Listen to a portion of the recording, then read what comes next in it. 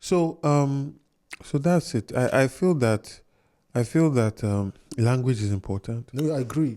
Ideally, to be honest with you, I wish, and I most likely will, because I've set my mind to it, most likely will, in the next 10 years, be able to speak fluently Yoruba, Igbo, and Hausa. That's massive. Yeah, because it's a skill. To help you connect to Everybody average is, guy, yeah, the average is a Igbo skill. guy, the Is a average, skill. of It's course. a skill, Yeah. right? Because you see, Lagos is also very peculiar. Because Lagos, when there was a Northern Protectorate, Southern Protectorate, Lagos was on its own. Yeah. Lagos had its own culture. There was a Yes. Victorian Lagos. Yes. And the people that made that were the indigenous of Lagos. And the things that they valued were very different. Because I tell people that you have to understand that those people in Lagos, they were not just dealing with fellow Nigerians, they were dealing with Europeans. Their businesses were international. And they were moving and having business interests across West Africa. A lot of people don't know the history of this class of indigenous of Lagos. So, I mean, you look at it like, I had an uncle that was in Oxford in 1888. Wow. Yeah. Wow. So we've been producing Oxford graduates since the 1800s. So as the thing that we look at in terms of, okay, what is excellence? What is service? It's more about values that you are going to be able to bring to the table in terms of not being corrupt, not being corruptible, ensuring that you are putting the interests of your people first, ensuring that you are serving excellence, and excellence not based on mediocre standards, but excellence based on global standards. I love that. You understand? That. Yes. Global standards. So you'll be looking at partnerships with fellow excellent institutions that are going to bring in. Yes. And when you start looking at merit and excellence, you stop seeing tribe. Yes. It's just the truth. Yeah. The more exposed you get, the less tribalistic you tend to be. Of course. Because you are seeing past a person's color, Yeah. you are seeing past a person's tribe, you are seeing past a person's background. Yeah. You are focused on merit.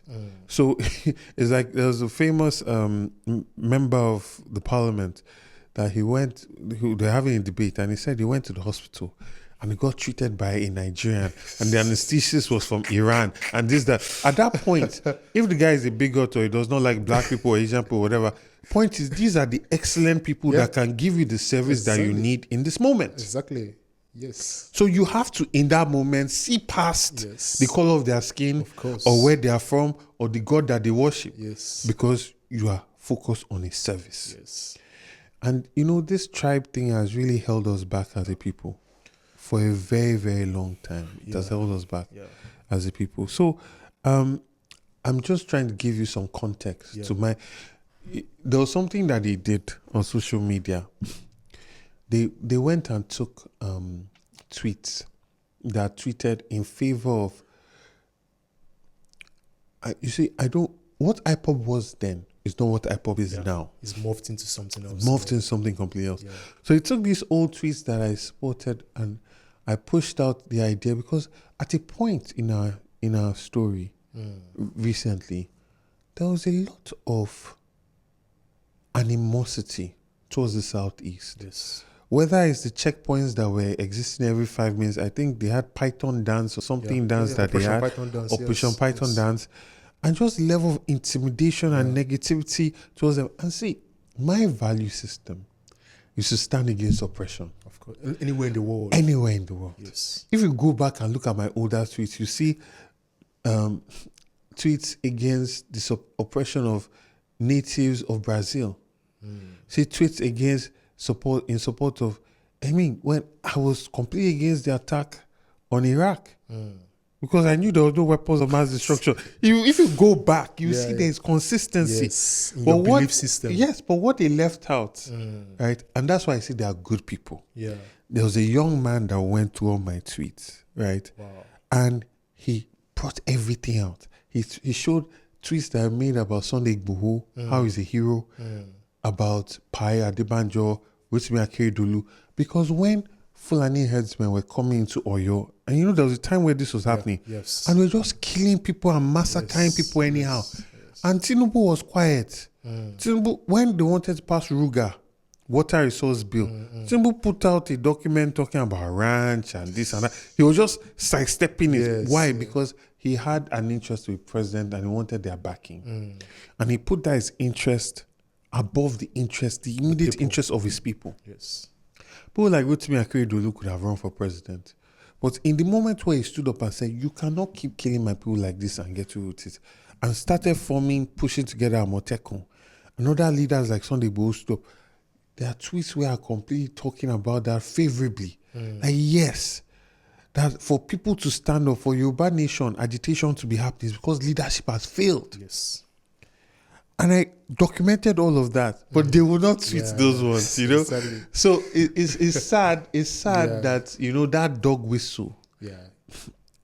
the APC, in whatever shape or name they call themselves, they've perfected it to the point where they always use it, and a lot of people fall for it. Yes. But, you know, for me, by God's grace, we are going to emerge. You know, we're in court now. We're going to emerge victorious. And the response will be to, you know, really respond with love. Try to those people that they take advantage of and they manipulate. To show them that, listen, your enemy is not the man that's speaking a different tongue to you.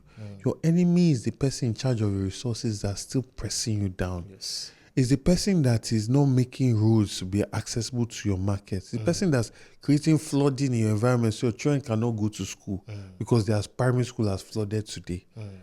Your market stinks because gutters are being run over. There's flooding. Yes. You have to walk and water is Raise up your almost at trousers. your Yes. knee. Yeah. That is your enemy, Yes. you know? So that's it. I mean, one thing, I was talking to David a couple of weeks ago, and he was making the case that Tinubu and his cohorts, they don't really have any, and not, let me just paraphrase and say they're not smart, they don't know what that is, they just know how to use violence and power. And for me, like you said, the APC, they are masters of information warfare. Yes, They yeah, are masters of manipulation. yeah, They are very good at this game. yeah. I mean, come to think of it, 200 million Nigerians have been kept in captivity for 60 plus years.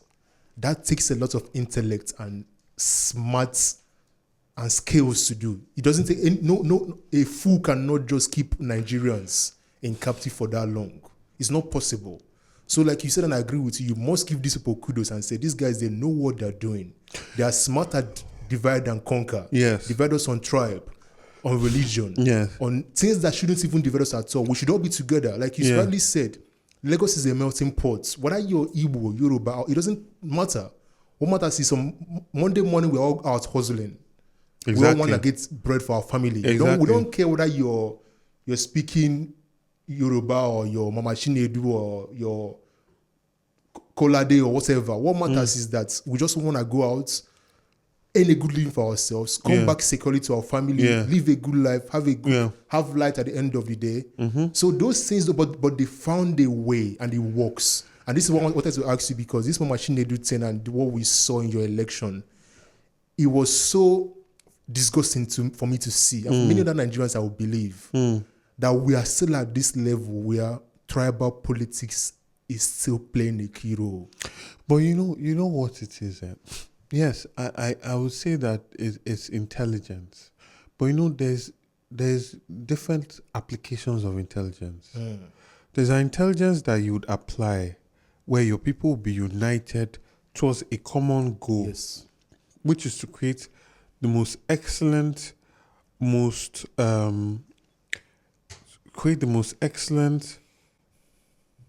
livable city in Africa. You can unite people for that. Yes. Or you can divide and rule people and have a divided state where people no longer feel safe. Because you see the thing that people don't understand. I say this thing and people don't realize it. The biggest casualty of bigotry is the bigot themselves. Now, on the surface, a lot of people might, what are you saying? But in reality, you see that violence that came out against non-Yoruba, in their mind, non-Yoruba people. that violence has been unleashed. Yes. Now, those people now know that they can do that and get away with it. Yes. You cannot call it back. Yeah. That violence is still going to find Yoruba people that is going to attack. Yeah. Because you see, once people feel that they have a certain level of power, you cannot trick them into believing they no longer have that power. So that violence will be manifested in the Lagos state official that's going to come and be harassing you about whatever charges that they have. It's going to be manifested in the area boy that's going to start robbing and thugs because they feel that it's their time now. Yes. The man that they support won, and he gave them permission to unleash violence. So violence is the way. Yes. Now you see, everybody is going to go back to their lives, but that element is now there. The genie is out of the bottle, like It's they there. say. It's now there with you. Yes. You are going to have to deal with it. That's what I mean. But some people were clapping. Do you know that? Do you know how many Yoruba people were hurt because they looked Igbo or they looked like obedience? So many. And then there's the whole negative thing that has now come into Lagos. See, the reason why most businessmen, no matter where they are from, whether they're from Kano, Enugu, Kogi, they have a house in Lagos. Why? Because Lagos is considered as safe. Yeah. Accepting of any caution. Lagos is considered as welcoming. Yes. Welcoming. And guess what? Because of that, there's so much cash flow and resources that come into Lagos. Yeah. There's so many people that do developments in Lagos, build tall towers, build housing, all of that. Yes. Because everybody feels that Lagos State is welcoming. The moment you start to make people feel that that is not the case, Yes. people don't start to feel that, they don't feel secure that they should invest in Lagos anymore. When people don't feel they should invest in Lagos anymore, and that starts to reduce, then the demand for construction workers starts to reduce. Yeah. The demand for materials starts to reduce, services. All of these things have a multiplier effect. Yeah. Again, when I say the biggest casualty of bigotry is the bigot themselves. Yes.